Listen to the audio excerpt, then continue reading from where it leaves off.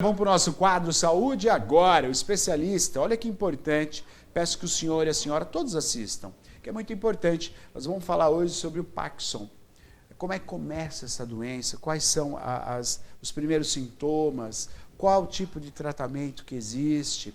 É muito importante, principalmente uma doença, um estado que acomete muitos idosos. Então, quer ter mais informações? Acompanhe essa entrevista muito importante de um profissional da Unimed Piracicaba. Vamos ao nosso quadro Saúde Agora. Oferecimento Unimed Piracicaba.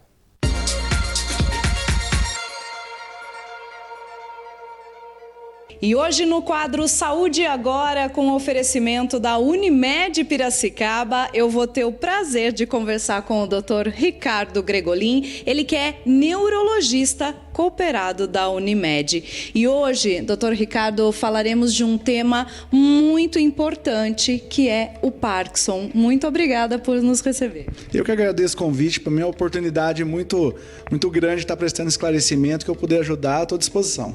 Perfeito. Doutor Ricardo, para a gente iniciar, gostaria então que o senhor explicasse para o nosso público o que é a doença de Parkinson. A doença de Parkinson, ela é uma doença bastante complexa, que ela envolve principalmente a parte motora, mas não somente a parte motora. Ela é caracterizada principalmente por uma lentidão dos movimentos, que ele pode acontecer ao longo de anos, na parte motora principalmente, associado a alguns tipos de tremores, mas não é obrigatório ter necessariamente o tremor. Existe uma expressão que é muito comum no meio, que é assim: nem tudo que treme é Parkinson e nem todo Parkinson treme. Então é importante ter essa diferenciação, porque existe uma gama muito grande de doenças que podem causar tremores, e normalmente o tremor é o sintoma mais associado ao Parkinson em geral na população. Mas na verdade não é o sintoma cardinal que a gente fala, na verdade é a lentidão de movimento associada a uma quantidade de movimento reduzida ao longo do tempo e perda de equilíbrio, principalmente. Esses são sintomas cardinais. Pode ou não haver tremor, e o tremor é basicamente específico. Tá? É uma doença que ela acontece do ponto de vista, a gente chama de esporádica.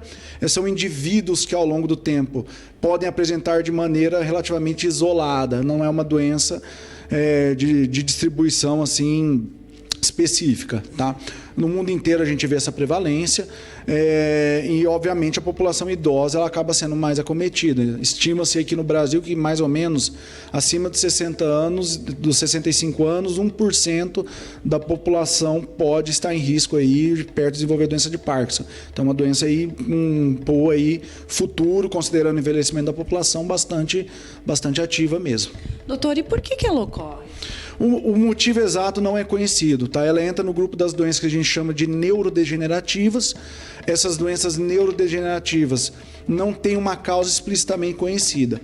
Poucas causas são conhecidas da doença de Parkinson, mas essas causas representam menos de 5% de todos os quadros de Parkinson, de todos os pacientes que têm doença de Parkinson.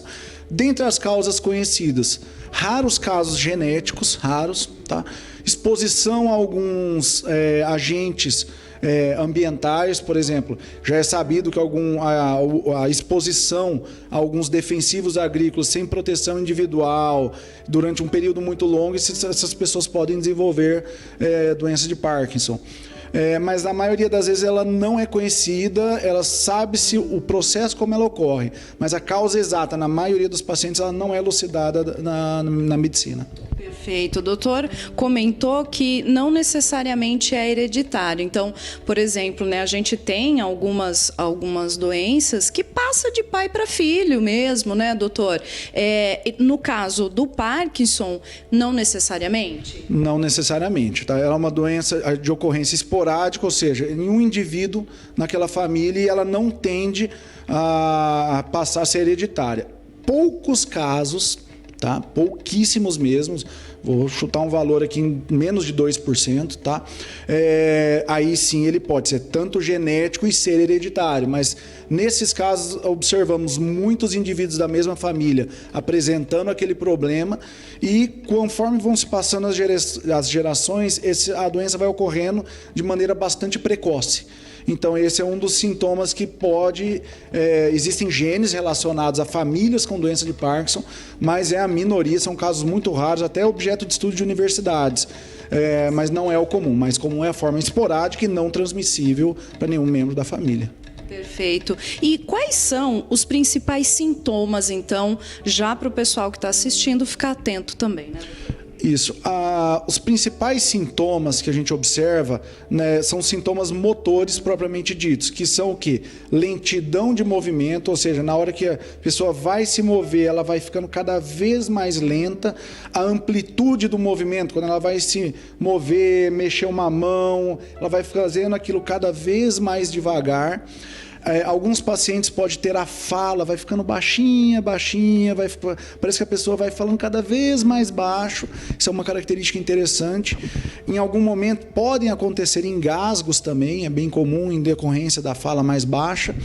E, além disso, obviamente, o tremor, que ele é de uma característica um pouco diferente, mas não é um tremor que a gente vê de maneira comum, ele é um tremor associado, na maioria das vezes, quando a pessoa está com os membros parados, ou seja, não quando ela está se mexendo, na maioria das vezes. Obviamente, existem casos que é difícil de diferenciar, mesmo para quem é da especialidade, mas, em geral, você percebe a lentidão de movimento, em alguns casos, os tremores e a perda de equilíbrio. Quando a pessoa vai andar, ela percebe que ela começa, os passos vão ficando muito curtos e ela fica propensa a ter quedas e desequilíbrios constantes. Quando a gente junta tudo isso no mesmo espectro, aí sim pode se suspeitar de doença de Parkinson. Vale lembrar também que a doença de Parkinson ela não é uma doença exclusivamente motora. Existem sintomas que a gente chama de sintomas não motores da doença. Eles podem aparecer, e às vezes até muitos anos antes da doença, 10, 15 anos antes de ter os sintomas da doença. Embora, para se fechar o diagnóstico, você tenha que ter obrigatoriamente sintomas motores. Mas os sintomas não motores podem incluir, não somente da doença de Parkinson, mas alterações de humor, quadros de humor, transtornos que acontecem na fase do sono, que a gente chama de sono REM, que é quando deveria a pessoa estar num tônus muscular zerado, ela se debate muito, chuta muito, isso dormindo na cama. É um sintoma bem precoce que antecede até em anos. Não só a doença de Parkinson, mas outros quadros.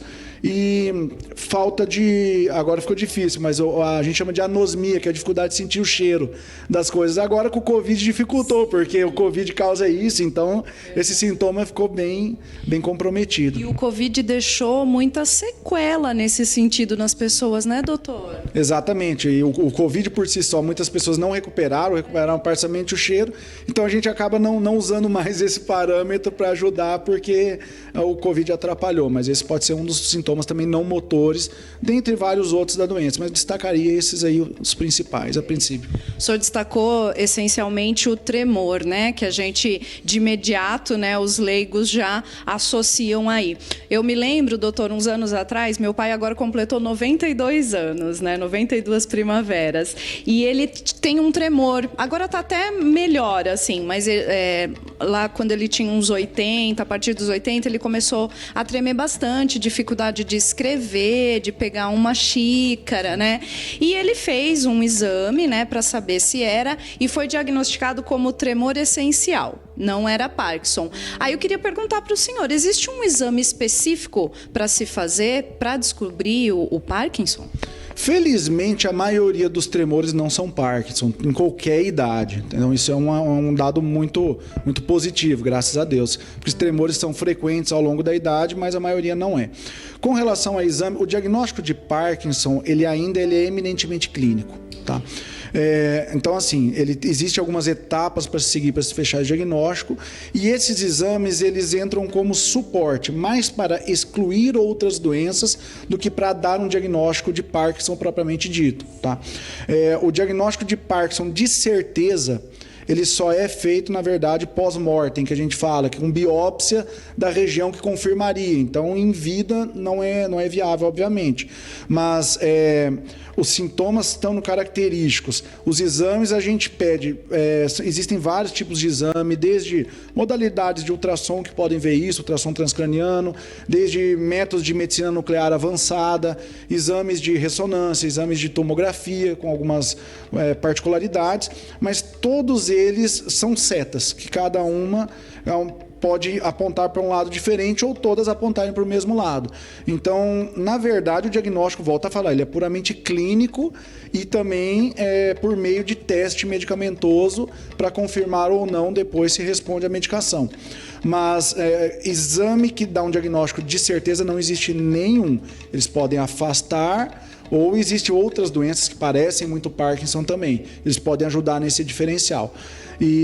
Mas exame que dá certeza diagnóstica nenhum existe, e são exames que a gente usa quando se tem disponível, mas eles também não são obrigatórios, tá? Para você ter esse diagnóstico, você tem que ter uma síndrome clínica compatível com doença de Parkinson, você exclui algumas outras causas secundárias que poderiam imitar, e por fim se faz o teste com a levodopa, que é a medicação de escolha para fazer isso, e a levodopa tem que ter uma resposta boa e sustentada a longo prazo. Aí sim você tem um diagnóstico completo de doença de Parkinson. Então as ferramentas auxiliam, mas não são primordiais e nem definem o diagnóstico. Olha, a gente está aqui conversando sobre o Parkinson, um problema muito importante, muito relevante, inclusive, na nossa população, com o Dr. Ricardo, ele que é neurologista cooperado da Unimed. A gente vai para um intervalo bem rapidinho, tempo de tomar uma aguinha e já voltamos, não sai daí. Vivemos em um mundo cada vez mais acelerado. Por isso, a Unimed Piracicaba entrega aos seus beneficiários telemedicina 24 horas todos os dias. Conheça o Einstein Conecta, um aplicativo fácil de navegar que traz orientação médica na palma da sua mão. Pelo celular ou computador, você estará em contato direto com médicos de excelência. Nossa saúde não pode esperar. Unimed Piracicaba, com você há 52 anos.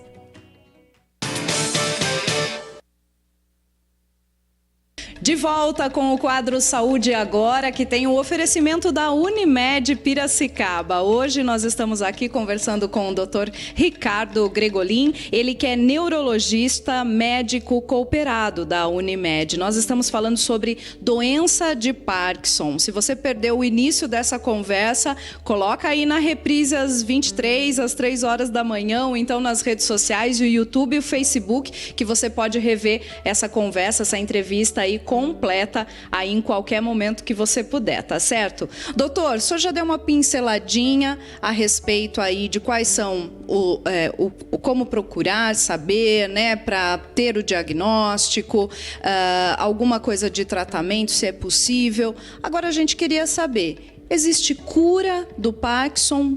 Os tratamentos específicos quais são, doutor? Não existe cura, infelizmente. Esse acho que eu diria que é um dos grandes alvos de pesquisa no mundo inteiro. Existem instituições que estão investindo pesado para tentar descobrir a cura do Parkinson. Tivemos grandes avanços nos últimos anos, mas ainda, infelizmente, não temos a cura. É possível, sim, melhorar muito a qualidade de vida e os sintomas dos pacientes, dentre as várias modalidades. Existem medicações antigas e boas até hoje, que não caíram durante o tempo, que são aí a base do tratamento da doença de Parkinson. E o tratamento hoje em dia ele é focado na qualidade de vida e na melhora dos sintomas, tanto da rigidez, quanto das alterações de sono, quanto na parte motor e nas flutuações motoras que podem acontecer. Todo ano aí, pelo menos cada 2 anos, surge algo novo no mercado de opções medicamentosas para o tratamento da doença que vem a agregar. Muitos deles o custo ainda é muito elevado, mas a gente espera que conforme vai passando o tempo vão caindo esse custo e vão se tornando cada vez mais acessíveis, tá?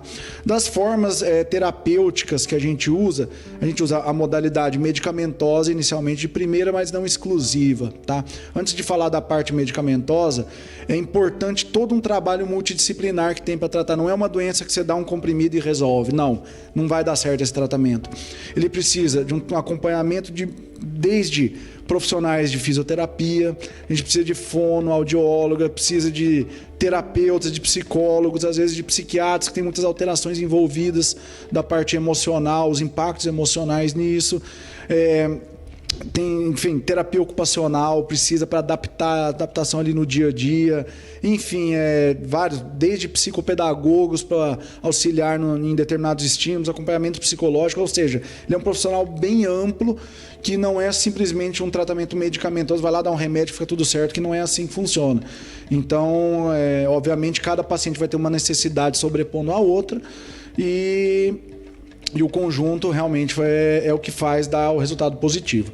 Do ponto de vista medicamentoso, sim. Então, todo ano está saindo coisa nova. Não digo todo ano, mas quase todo ano tem saindo algumas medicações. Umas muito promissoras, entram no mercado, não são lá essas coisas. Algumas que vieram no começo, ficaram até hoje, não vão sair tão cedo. Então, dentre essas, sim, existem modalidades cirúrgicas também hoje disponível.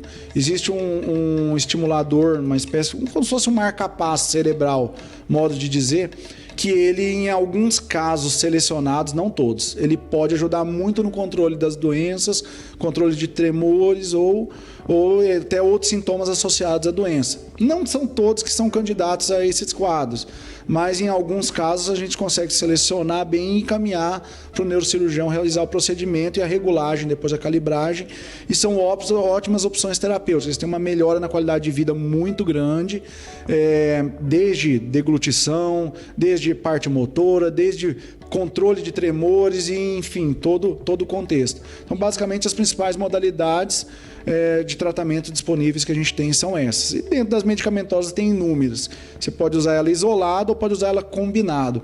Na maioria das vezes a gente acaba combinando, porque as doses, às vezes, que a gente precisa usar para esse tipo de paciente, elas são doses muito altas. E os efeitos colaterais não são muito toleráveis, às vezes. Então, tem casos que o efeito colateral atrapalha mais que o sintoma da própria doença. Então, a gente tem que parar ali, reduzir um pouquinho e acrescentar outra modalidade. Então, assim, não existe cura, mas dá para melhorar bastante a qualidade de vida e trazer, às vezes, até muitas coisas que a pessoa foi perdendo ao longo do tempo, de funcionalidade, do ponto de vista social, porque tem uma perda social. O constrangimento de uma pessoa que tem Parkinson, de o tremor, às vezes as pessoas ficam reparando, viu, mas está tremendo, e isso gera um constrangimento muito grande, e dá para melhorar isso bastante, não tirar 100%, mas pelo menos melhorar a ponto de ela voltar a ter uma vida social ativa, que o objetivo nosso é tentar reinserir e manter dentro da sociedade, da vida social dela, o mais próximo da normalidade.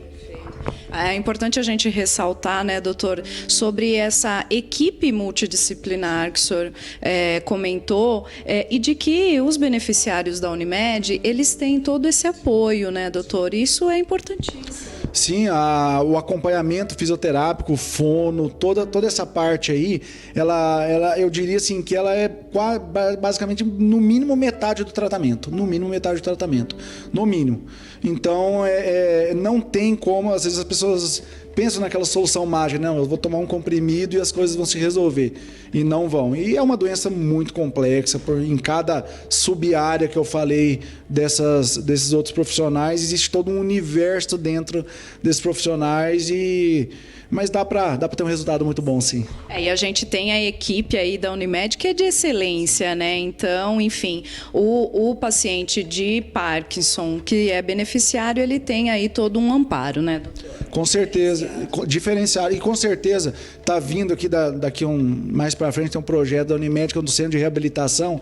Ali vai ser mais interessante ainda, porque vão se concentrar ali vários desses profissionais e vai ter um trabalho diferenciado entre os pacientes com Parkinson ali. Isso é uma coisa bem interessante. Que ótimo. Agora, doutor, existe algum tipo, então, de prevenção ao Parkinson? Não, infelizmente não. Assim, existem muitos estudos de longo prazo, desde a época dos anos 60, dos anos 70, fazendo um segmento para ver se tem alguma medida específica que evita o Parkinson. Não se foi encontrado nenhuma medida assim, de maneira conclusiva em estudo. Tá? O que se sabe é o quê? Aquilo que todo médico fala para todo paciente. Parece que pessoas que têm hábitos de vida mais saudáveis fazem exercícios regularmente, têm uma dieta mais equilibrada, têm uma qualidade de sono boa. O sono é uma das coisas que interfere muito em longo prazo.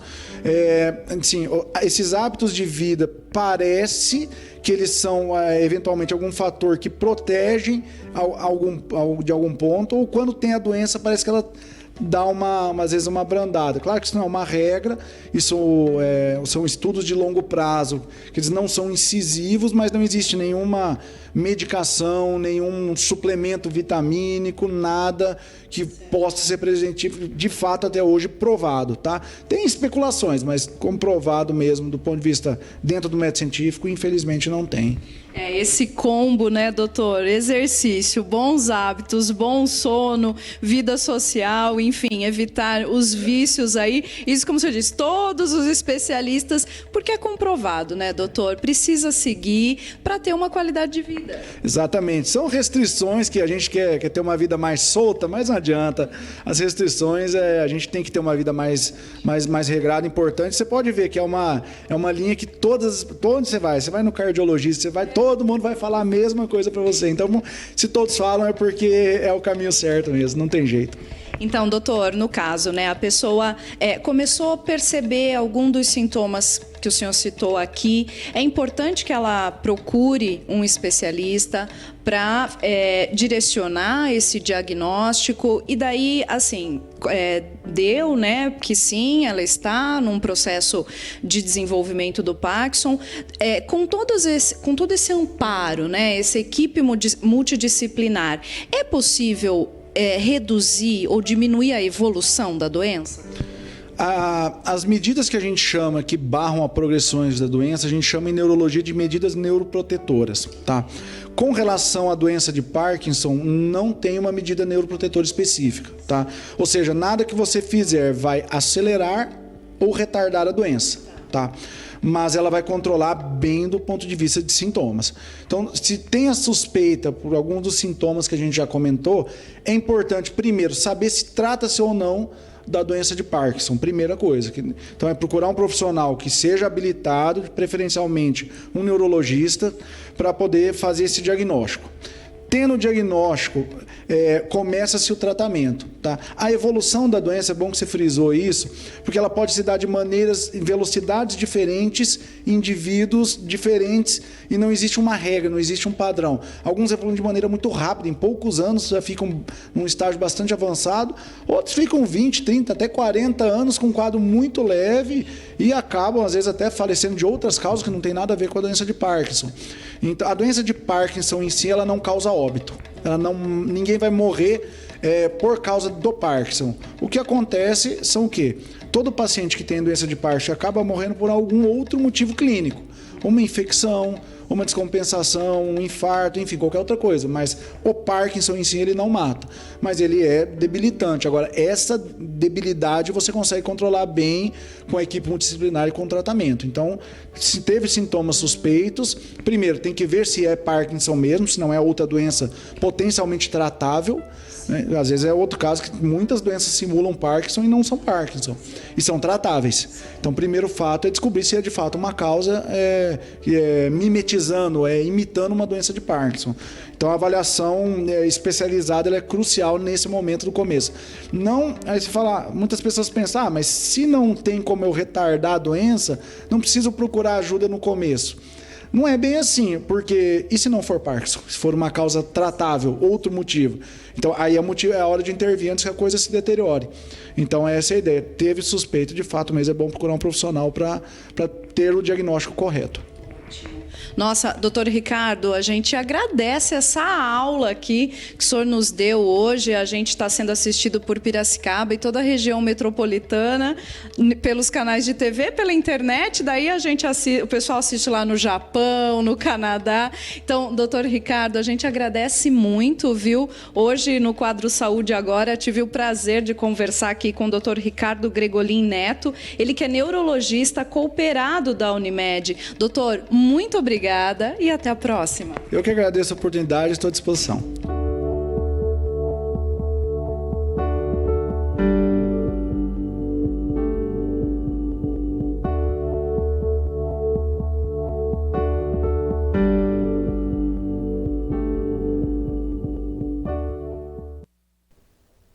Muito bom, né? Muito bom. Parabéns ao doutor, parabéns a essa possibilidade que a gente tem de ter essa troca tão grande com você que está em casa, com profissionais de altíssima qualidade, né? Muito bom. Saúde agora, oferecimento Unimed Piracicaba.